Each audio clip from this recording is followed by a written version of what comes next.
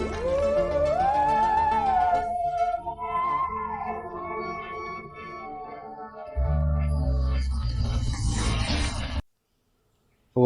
To the Taar education friends. Taar education के daily current affairs class में मैं प्रकाश कुमार आप सभी का स्वागत करता हूं। आज है 30 जुलाई 2021। देखेंगे अब तक के सभी महत्वपूर्ण करंट अफेयर्स जो आपके आगामी सभी परीक्षाओं के लिए अति महत्वपूर्ण होंगे। साथ में देखेंगे ज़्यादा से ज़्यादा एक्स्ट्रा फैक्ट्स जो आपको औरों से आगे रखेगा। और इस क्लास का PDF आप टार एजुकेशन के वेबसाइट से, साथ ही इन सोशल मीडिया प्लेटफॉर्म से डाउनलोड कर सकते हैं। सभी का लिंक डिस्क्रिप्शन बॉक्स में दिया हुआ है। क्लास हिंदी इंग्लिश, प्रश्न हिंदी इंग्लिश दोनों में है।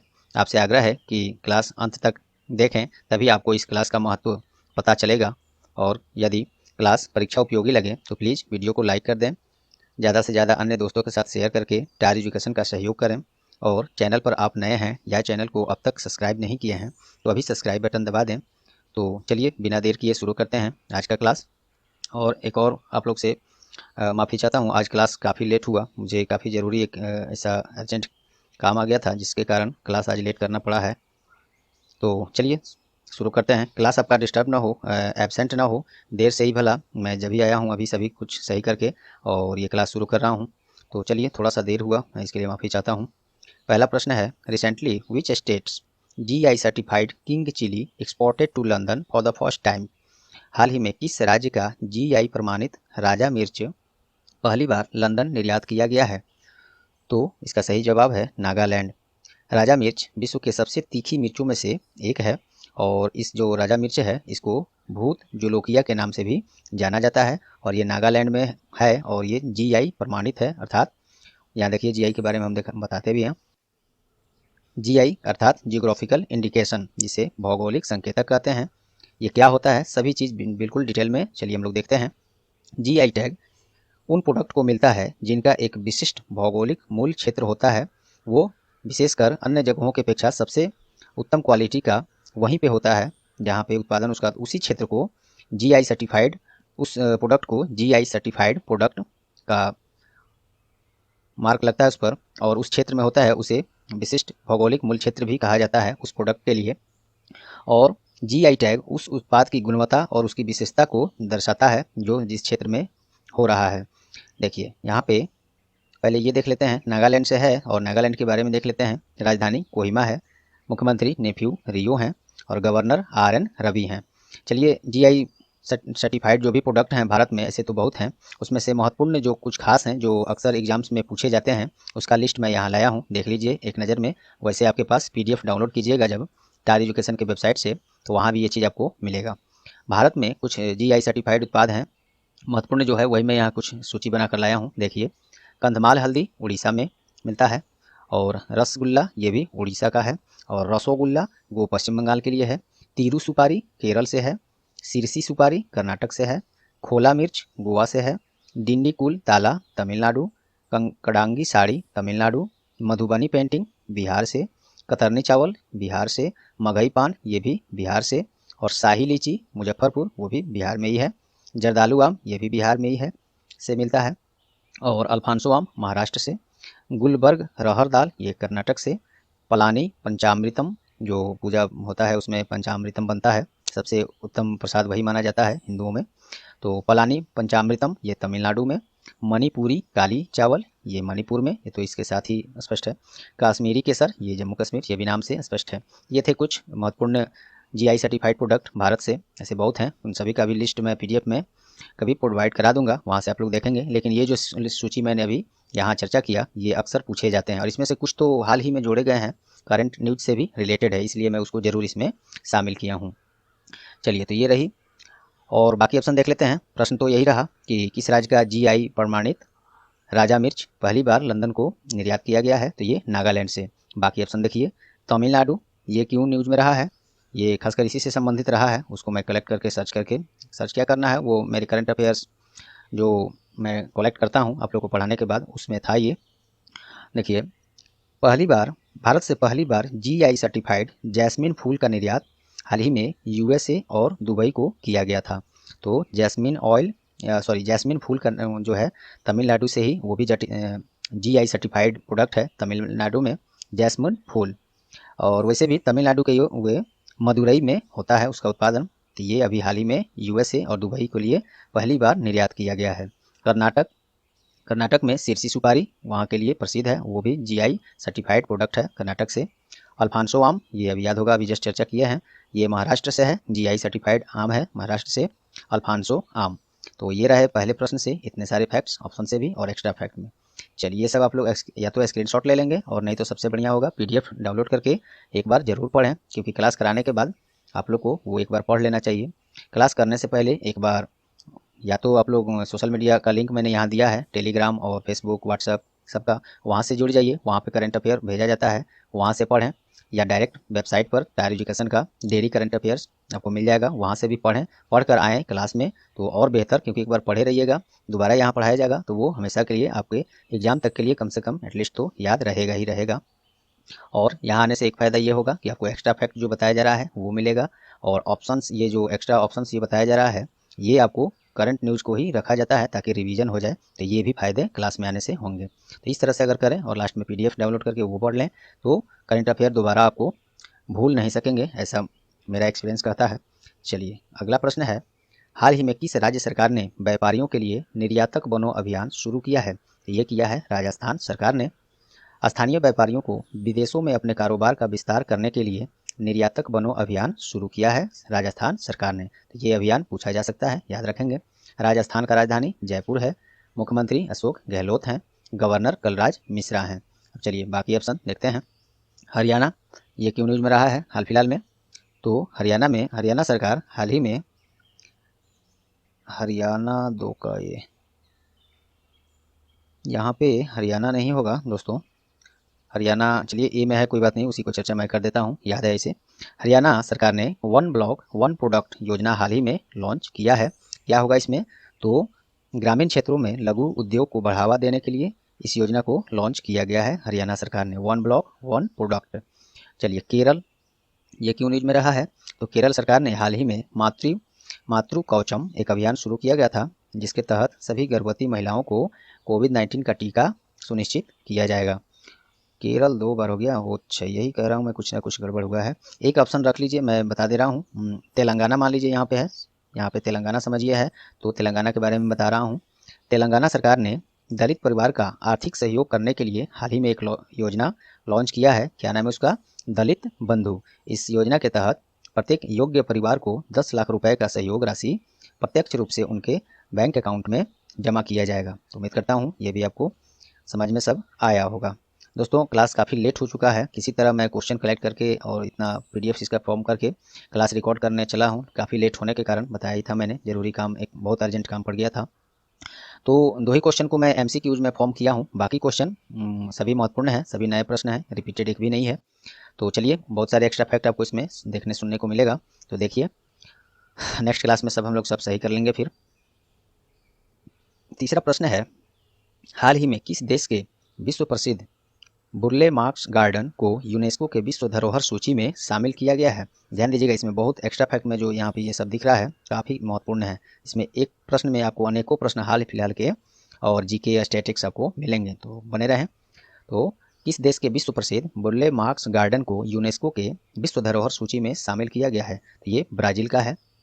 इस गार्डन का पूरा नाम ब्राज़ील लैंडस्केप गार्डन सिटियो बुर्ले मार्क्स, ये पूरा नाम है इसका। और कुछ नई बात देखें तो हाल ही में 18 अप्रैल को विश्व धरोहर दिवस मनाया गया है, और इसे विश्व विरासत दिवस के रूप में भी मनाया जाता है 18 अप्रैल विश्व धरोहर दिवस। हाल ही में तेलंगाना के, ये हमको लगता है 2-4 रोज पहले की न्यूज है, तेलंगाना के काकतिया रुद्रेश्वर मंदिर, जिसे रामप्पा मंदिर के भी नाम से जाना जाता है, इसको यूनेस्को के विश्व धरोहर सूची में शामिल कर लिया गया है। एक और है गुजरात का धोलावीरा, इसको भी यूनेस्को के विश्व विरासत सूची में शामिल किया गया है, और गुजरात का धोलावीरा हड़प्पा युग का महानगर है।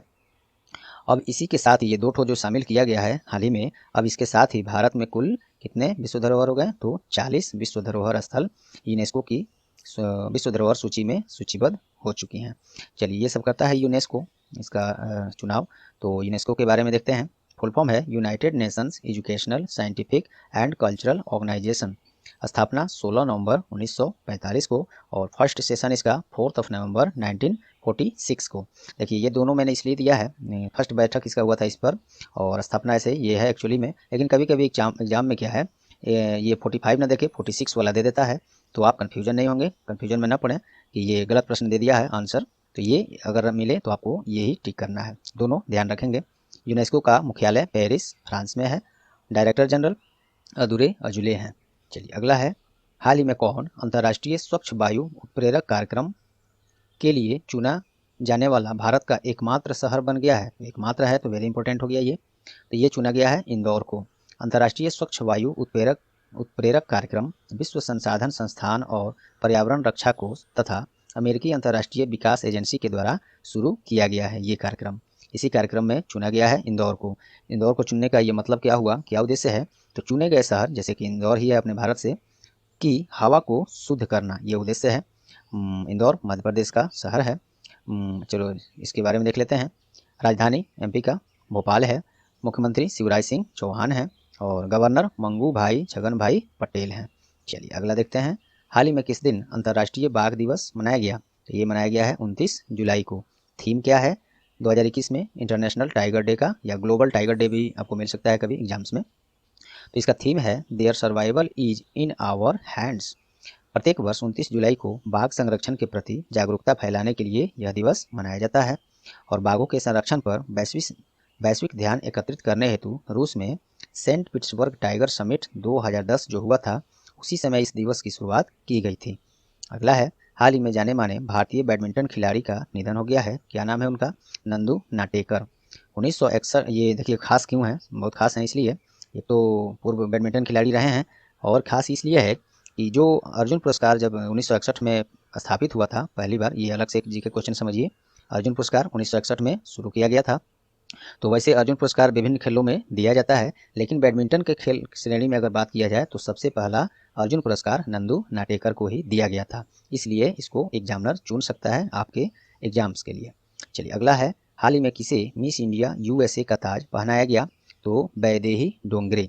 25 वर्षीय वैदेही डोंगरे मिशिगन जो कि यूएसए में है, राज्य है वहाँ के निवासी हैं। चलिए अगला देखते हैं, हाल ही में कौन 1 करोड़ से अधिक फास्ट टैग जारी करने वाला पहला बैंक बन गया है? तो पेटीएम पेमेंट बैंक।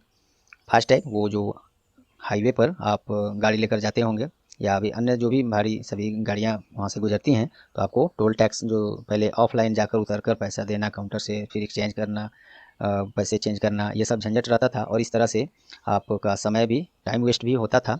और तो इसी को, इस सभी समस्याओं को दूर करने के लिए और कैशलेस इंडिया की ओर बढ़ने के लिए फास्टैग एक सुविधा आया, जिससे कि फास्टैग अगर आप सुविधा लेते हैं तो आपकी गाड़ी पर सामने आगे में ही फास्टैग का एक स्टिकर लगाया जाता है, जो कि वो टोल प्लाजा के सामने से जैसे ही गाड़ी क्रॉस करेगी आपके अकाउंट से वो लिंक रहता है, टोल टैक्स जो है फास्टैग से ऑटोमेटिक वहाँ से डिडक्ट कर लिया जाता है, तो वही है फास्टैग। और इसमें ये सब जारी करने वाला 1 करोड़ से अधिक जारी करने वाला पहला बैंक बन गया है, पार कर दिया है इस टारगेट को पेटीएम पेमेंट बैंक, पेटीएम ने किया है। इसके बारे में देखते हैं, इसका स्थापना 2009 में, इसका मुख्यालय नोएडा में है और इसके चेयरमैन विजय शेखर शर्मा हैं और सीईओ वरुण श्रीधर हैं। चलिए अगला है, हाल ही में आरबीआई ने किस बैंक पर वित्तीय अनियमितताओं के कारण 5 करोड़ रुपये का जुर्माना लगाया है? तो ये एक्सिस बैंक पर लगाया है। एक्सिस बैंक का मुख्यालय मुंबई है। टैगलाइन बढ़ती का नाम जिंदगी है। सीईओ अमिताभ चौधरी हैं और ये लगाया है जुर्माना आरबीआई ने। देखते हैं इसके बारे में। RBI reserve bank of India का स्थापना 1 अप्रैल 1935 में और नेशनलाइजेशन 1 जनवरी 1949 में, और भारत में सबसे पहले कोई बैंक का राष्ट्रीयकरण हुआ था तो ये आरबीआई है 1 जनवरी 1949 को। और बाकी बैंकों का एक साथ में 14 बैंकों का 19 जुलाई 1969 को किया गया था और बाकी 6 अन्य बैंकों का फिर से 1980 में राष्ट्रीयकरण अर्थात नेशनलाइजेशन किया गया था। तो ये सभी फैक्ट्स आपको भी जबान पर इसे रहना चाहिए क्योंकि रेगुलर ये सब पढ़ा ही जाता है, पढ़ते होंगे आप लोग।